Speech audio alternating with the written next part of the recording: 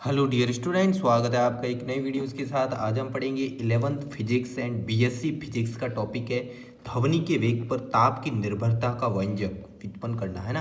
तो इसका हम डेरिवेशंस देखेंगे। पूरा ये डेरिवेशन से वीडियो एंड तक जरूर बना रहना है, क्योंकि ये इसकी थ्योरी बहुत कम है ना।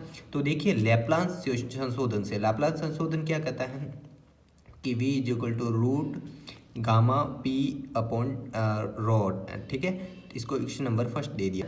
तो यहाँ पर देखिए, सबसे पहले यदि किसी गैस का दाब नियत हो, यदि ये कह रहा है कि किसी गैस का दाब है वो नियत हो, तो गैस का घनत्व उसके परम ताप के समानुपाती होता है ना। तो गैस का दाब अगर नियत हो तो उसका जो घनत्व होता है, रो होता है, घनत्व होता है, उसके परम ताप के समानुपाती होता है। तो यहाँ पर रो देखिए समानुपाती 1/T, जब टी क्या है, परम ताप होता है ना, तो उसके परम ताप के समानुपाती होता है ना। ये थ्योरी ये कह रही है ना। तो V इज इक्वल टू ताप के समानुपाती होता है, तो यानी कि रूट टी के समानुपाती होता है ना, रूट टी के समानुपाती यदि क्या ये दाब नियत रहे, है ना। तो यहाँ पर V इज इक्वल टू समानुपाती हो जाएगा रूट टी। तो अगर V1 यहाँ पर अगर हम दो वैल्यू पुट करें V1 और V2, तो क्या हो जाएगा, T1 और T2 ये दोनों समानुपाती हो जाएंगे, ठीक है। तो इसको हमने इक्वेशन नंबर 2 दे दिया है, ठीक है। यहाँ पर आपको समझ में आ गया, ये टी के इक्वलेंस है, तो T1 T2 कर सकते हैं ना V1 V2 से। तो इस यहाँ पर हमने ये यहाँ से अब डेरिवेशन स्टार्ट होगा, ठीक है। यदि 0 डिग्री सेल्सियस पर ध्वनि का वेग V0 है ना, यदि कह रहा है कि अगर हम तापमान 0 डिग्री सेल्सियस करें जहाँ पर ध्वनि का वेग क्या है, V0 है, तथा T डिग्री सेल्सियस पर ध्वनि का वेग VT है ना। अगर यदि 0 से अगर ताप अगर हम बढ़ा दें तो ध्वनि का वेग V0 से कितना हो जाता है, VT, है ना। तो तब ध्वनि समीकरण इक्वेशन नंबर 2 से, ठीक है। इक्वेशन नंबर 2 क्या हो जाएगी, यहाँ पर हमें क्या करना है, ध्वनि का वेग है वहाँ पर तो हमें करना है देखिए VT, और जो V2 है वहाँ पर क्या करना है, V0, है ना।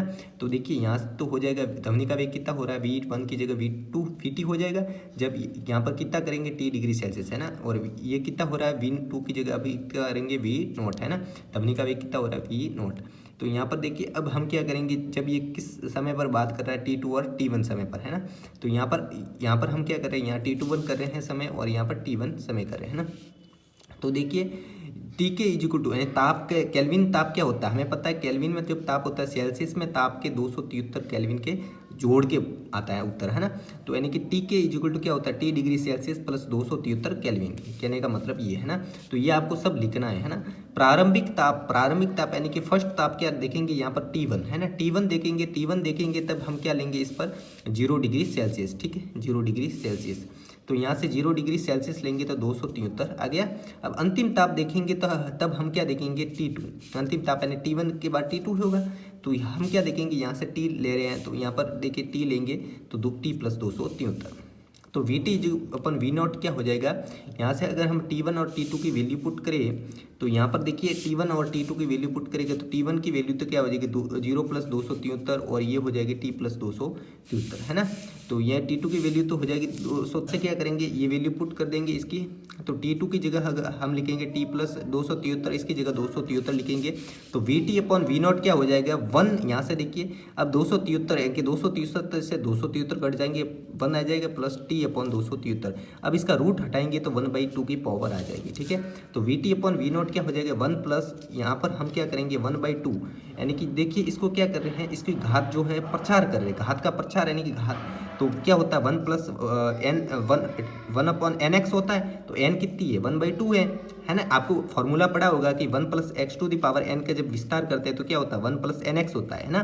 तो 1 प्लस n अब कितनी है, 1/2 है, और x कितना है, T/273, यानी कि 1 और n और x का गुणा करेंगे तो 1/2 का किसके साथ गुणा करेंगे, T/273 के साथ।